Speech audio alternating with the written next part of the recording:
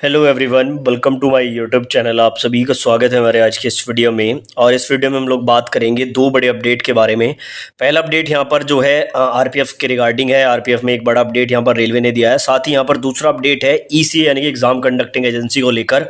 और जो टेंडर का प्रोसेस है वो ऑलमोस्ट कंप्लीट हो चुका है। क्या टीसीएस को टेंडर मिला है या फिर नहीं, इस वीडियो में मैं आपको बताऊंगा।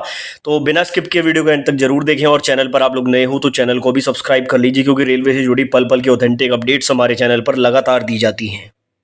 फ्रेंड्स, आगे बढ़ने से पहले आपको बताना चाहूंगा, चाहे आप एएलपी की तैयारी कर रहे हैं या आरपीएफ की, प्रीवियस ईयर क्वेश्चंस लगाना आपके लिए बहुत ज़रूरी है। तो किरण पब्लिकेशन की तरफ से एएलपी स्टेज 1 और स्टेज 2 के लिए 56 सेट्स की प्रीवियस ईयर बुक अवेलेबल है, जिसमें आपको सभी जो प्रीवियस ईयर है वो सिस्टमेटिक वे में देखने को मिल जाते हैं। हिंदी और इंग्लिश दोनों लैंग्वेज में अवेलेबल है। साथ ही आप लोग चाहें तो लोको पायलट स्टेज 1 के लिए प्रैक्टिस वर्कबुक का भी यूज़ कर सकते हैं, जिसमें 25 सेट आपको मिल जाते हैं। उसके अलावा अगर आप आरपीएफ की तैयारी कर रहे हैं तो आरपीएफ के लिए भी प्रीवियस ईयर बुक अवेलेबल है, जिसमें कांस्टेबल के लिए 41 सेट के लिए बुक अवेलेबल है। साथ ही अगर आप लोग एसआई की तैयारी कर रहे हैं तो एसआई के लिए भी यहां पर बुक अवेलेबल है, जिसमें आपको टोटल 23 सेट मिल जाते हैं। तो इन दोनों बुक का यूज भी आप लोग कर सकते हैं प्रीवियस ईयर क्वेश्चंस को मजबूत करने के लिए। तो वापस आते हैं अपने टॉपिक पर। सबसे पहला अपडेट है ये आरपीएफ के रिगार्डिंग है। जैसा कि आपको पता है कि 14 मई यहाँ पर लास्ट डेट थी फॉर्म भरने की, लेकिन हुआ वही था जैसे एलपी टेक्नीशियन में देखा गया। बहुत सारे स्टूडेंट लास्ट में अप्लाई करने की कोशिश करते हैं और किसी कारण से फॉर्म या तो सबमिट नहीं हो पाता या फिर फी पेमेंट नहीं हो पाती। अब आरपीएफ वाले सीन में क्या हुआ था, लास्ट डे में फी पेमेंट का बहुत बड़ी प्रॉब्लम आ रही थी। काफ़ी सारे स्टूडेंट का फॉर्म सबमिट तो हो गया था, लेकिन फीस पेमेंट सक्सेसफुल नहीं हुआ था। तो काफ़ी सारे स्टूडेंट ने क्वेरीज डाली, तो वो क्वेरीज रेलवे ने उस पर जो है गौर फरमाया और फिर से यहाँ पर मौका दिया गया है। और यहाँ पर इन्होंने कहा है कि हम विंडो को फिर से ओपन कर रहे हैं, और ये विंडो जो है आपका वो 18 तारीख से लेकर 20 तारीख तक जो है फिर से अवेलेबल कराया गया। यानी कि 18 से 20 के बीच में जिन लोगों का फीस पे नहीं हो पाया था, फॉर्म यानी कि रजिस्ट्रेशन वो कर चुके थे लेकिन फीस पे नहीं हो पाया था, तो वो फिर से पे नाउ पे क्लिक करके और दोबारा से अपनी फी पेमेंट को जो है कंप्लीट कर सकते हैं। तो रेलवे की तरफ से बड़ा मौका है। हेल्पलाइन नंबर भी इन्होंने जारी कर दिया। कोई दिक्कत है तो इस पर आप लोग कॉल भी कर सकते हैं। और ये नोटिस जो है कल की डेट में रेलवे की तरफ से आ गया था। तो इंपॉर्टेंट अपडेट है, क्योंकि रेलवे में ऐसा बहुत ही कम देखने को मिलता है कि लास्ट डेट जाने के बाद आपको फिर से मौका मिले।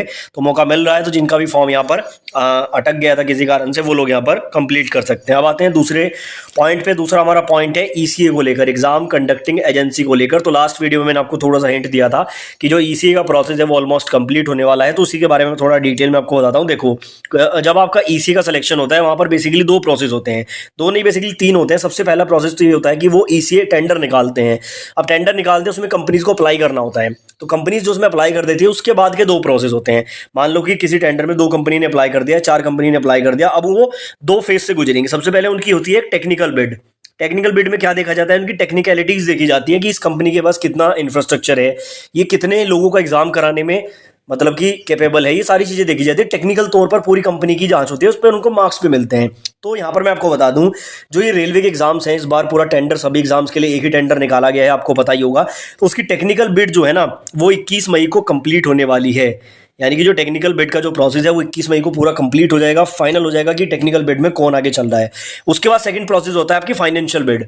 अब फाइनेंशियल बिड क्या होती है? फाइनेंशियल बिड वो होती है कि कौन सी कंपनी कितने अमाउंट में एग्जाम करा सकती है, वो फाइनेंशियल बिड होती है।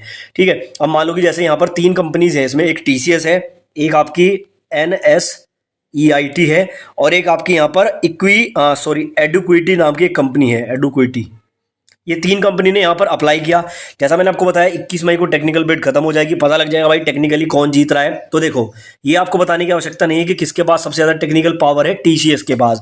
भाई रेलवे के एग्जाम्स हो गए, एसएससी के एग्जाम्स हो गए, बैंकिंग के एग्जाम्स हो गए, टीसीएस ही कराते हैं। इतना बड़ा इनका इंफ्रास्ट्रक्चर है, बड़े बड़े सेंटर्स हैं बहुत सारा, ठीक है, इनकी बहुत सारी लैब्स हैं। तो इनसे ज़्यादा टेक्निकल जो टेक्निकलिटीज़ है वो कोई और नहीं रखता। एनएसईआईटी नहीं रखता, और ये नई कंपनी है कि ये भी नहीं रख सकती। तो टेक्निकल बिड में नो डाउट यहाँ पर टीसीएस विन करने वाली है, इनको सबसे ज़्यादा पॉइंट मिलेंगे। अब बात आती है फाइनेंशियल बिड की। फाइनेंशियल बिड में क्या होता है कि अमाउंट देना पड़ता है कि भाई ये कहेगी कि मैं 100 करोड़ में एग्जाम करा दूंगा, एनएसईआईटी कहेगी भाई मैं जो है 90 करोड़ में करा दूंगा, और अगर टीसीएस कहती है भाई हम तो यहाँ पर जो है 150 करोड़ लेंगे। तो यहाँ पर जो कम अमाउंट में कराने की वो करता है, तो मैक्सिमम चांसेस उसको है कि मिल जाता है। लेकिन अभी आप थोड़ा सा वेट कीजिए। मैं आपको सबसे पहले तो बताता हूँ कि यहाँ पर जो आपकी फाइनेंशियल बिड है, पहले मैं इसकी डेट के बारे में बात कर लेता हूँ। तो 21 मई को आपको टेक्निकल बिड कंप्लीट, उसके बाद फाइनेंशियल बिड मुश्किल से 10 से 20 दिन का काम होता है। तो आप लोग मान लीजिए कि मई में आपका ये टेक्निकल बिड खत्म, यानी कि 15 जून तक आपका जो फाइनेंशियल बिड का ये जो प्रोसेस है ना, ये पूरा कंप्लीट हो जाएगा। 15 जून तक ध्यान देना इस बात पे। 15 जून को फाइनेंशियल बिड कंप्लीट हो जाएगी। अब देखो, फाइनेंशियल बिड में भी टीसीएस के जीतने के ज्यादा चांसेस है। क्यों, मैं आपको बता रहा हूं। वैसे ही जो कंपनी है जैसे आपकी NSEIT है, NSEIT, इसको तो टेंडर मिलने के चांसेस ना के बराबर हैं, क्योंकि 2019 वाला आई थिंक रेलवे के एग्जाम का टेंडर इनको मिला था, बाद में इन्होंने खुद ही जो टेंडर है उसको ड्रॉप कर दिया था कि भाई हमारे बस की बात नहीं एग्जाम कराना। तो जब ये एक ग्रुप डी का एग्जाम नहीं करा पाए तो सारे एग्जाम्स तो कहाँ पे करा लेंगे, तो ये तो बिल्कुल आप भूल जाओ। दूसरा यहाँ पर ये एडुक्विटी नाम की एक कंपनी है, एडुक्विटी, इसने MP में कुछ एग्जाम्स कराए हैं पास्ट में, जिनमें पूरी तरह से विफल रही है, बहुत सारी धांधली, पेपर्स वगैरह ये ठीक से नहीं करा पाए। तो ये भी एक तरह से NSEIT का ही छोटा भाई या बड़ा भाई आप उसको कह सकते हैं, तो इसको भी मिलने के चांसेस बिल्कुल ना के बराबर हैं। तो यहाँ पर बचती है TCS, तो मैक्सिमम चांसेस है 99.9% चांसेस है कि TCS को ये टेंडर मिल जाएगा। भले ही यहाँ पर जो फाइनेंशियल बिड में ये कम अमाउंट लगाएं, लेकिन रेलवे इस बात को भी अच्छे से जानता है कि भाई ये जो पेपर है एग्जाम कैलेंडर के अकॉर्डिंग कराने हैं, तो ऐसा तो नहीं है कि एक बार NSEIT को दे देंगे, इनसे पेपर नहीं होगा फिर दोबारा TCS को दे देंगे, ऐसा कराएंगे तो फिर तो इनका कैलेंडर ही पूरा फेल हो जाएगा। तो ये सारी बातों को देखते हुए मैक्सिमम चांसेस हैं TCS को टेंडर आपका मिल जाएगा। और कब तक, मैंने आपको बताया 15 जून तक ये सारा प्रोसेस कंप्लीट होकर इन्फॉर्मेशन मिल जाएगी भाई टेंडर किसको मिला है। अब 15 जून तक ये प्रोसेस हो जाएगा, उसके बाद जून में तैयारी करके जुलाई में ALP का एग्जाम जो है वो टेंटेटिव है, और ये टेंटेटिव एग्जैक्ट में बदल जाएगा क्योंकि ये सारी चीजें आपकी जून में खत्म हो जाएंगी। तो जुलाई में आप लोग ALP का एग्जाम कंफर्म मान के चलिए, बाकी जो टेक्नीशियन वगैरह के हैं वो आगे चलते रहेंगे। ठीक है, तो ये पूरा अपडेट था, मैंने आपको बता दिया है। टेंडर मिलने के मैक्सिमम चांसेस TCS के हैं। कब तक हो जाएगा फाइनल, 15 जून तक ये पूरा फाइनेंशियल बिड, और 21 मई तक आपका टेक्निकल बिड क्लोज हो जाएगा, तो ये पूरा प्रोसेस कंप्लीट हो जाएगा। सारी चीजें मैंने आपको डिटेल में बताने की कोशिश करी है। आपकी क्या राय है इस बारे में कमेंट बॉक्स में जरूर बताएं।